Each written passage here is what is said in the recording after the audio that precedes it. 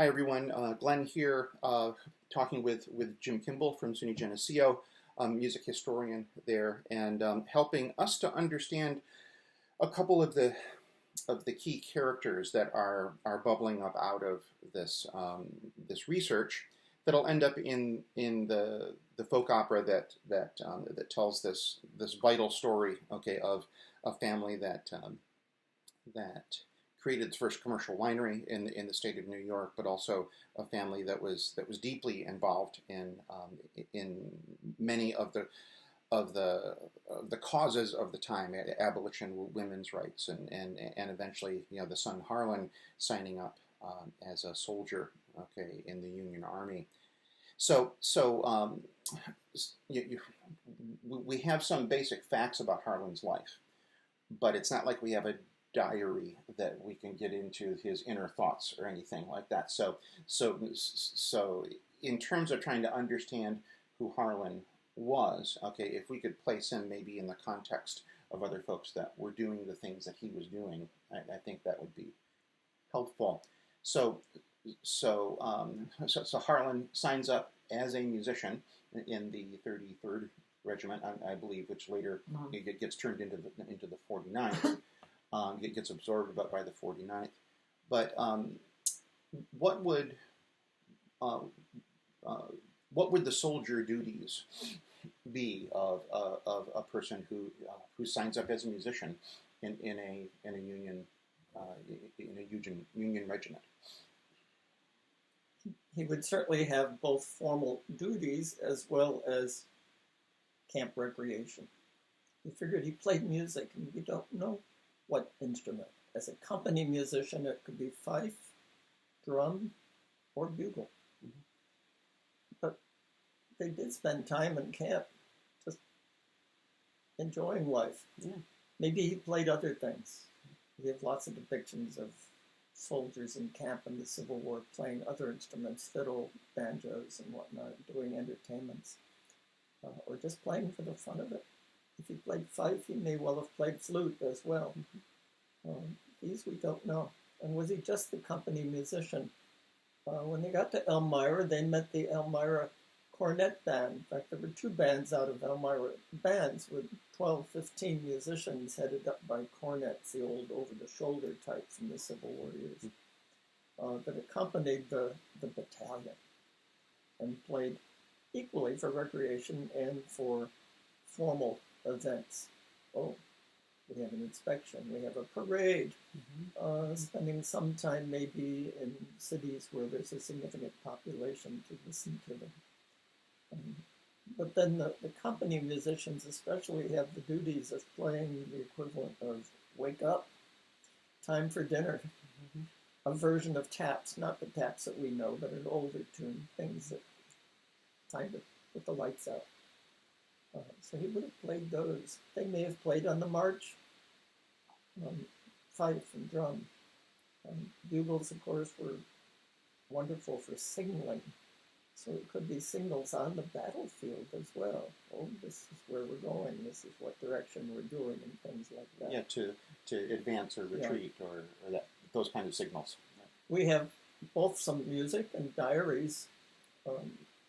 Music from the 5th New York Heavy Artillery from upstate New York, and it's got waltzes and schottisches and polkas. And this is the part that belonged to a cornet player. So they're playing also for dancers, and they were stationed in the city. Well, I don't think Harlan spent much time in the city there, being Washington, D.C.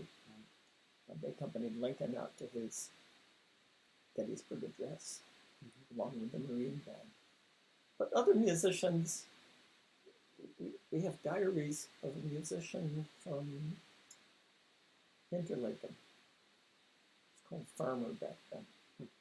And he makes a little comment in there. They had to bury somebody, and he regretted that they did not have a proper dead march.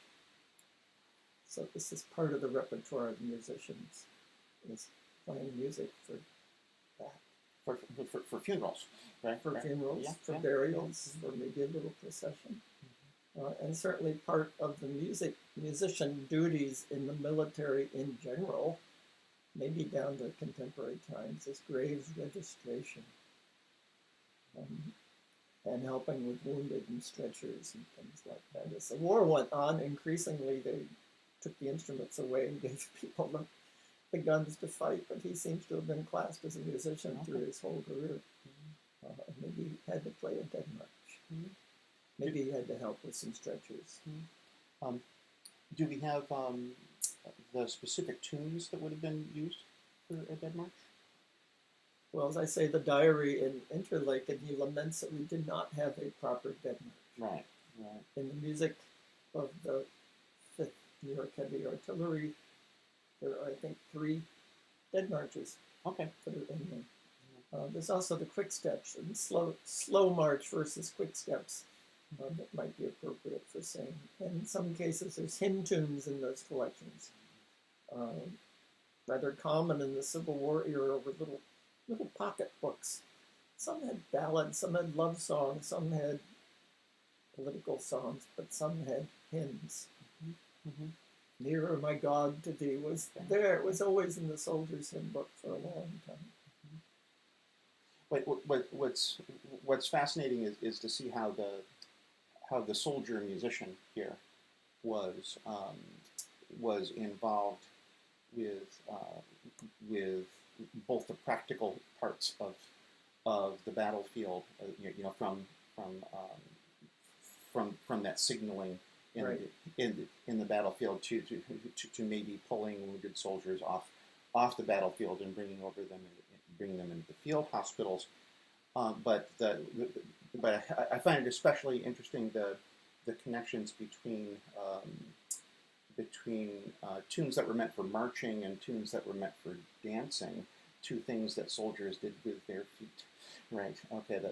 That it seems like musicians were involved in what soldiers were doing with their feet a great deal. And also this notion that there's hymn tunes. Okay. There's religious. There's a faith component. Okay. Something bigger than just the mechanics of the field. And as well as the honoring of those who have passed in the things you were just talking about. So it seems like the soldier musician actually was part of so much of the culture of their regiment, of their battalion, in some pretty profound ways. I think we can guess, as a musician in 2 different units, that Harlan could also sing and may well have enjoyed singing, and that's another part of camp life, singing either the pop songs or these political songs, topical ballads of the era, and the hymn tunes. Yeah. Such an important role that we often forget about in a military of any era. Okay, but yeah, wonderful. Well, we're going to be exploring Harlan's life here, and I think these musical elements you're talking about are going to be essential to unpacking who he was. So, thank you, Jim. Yeah, thank you.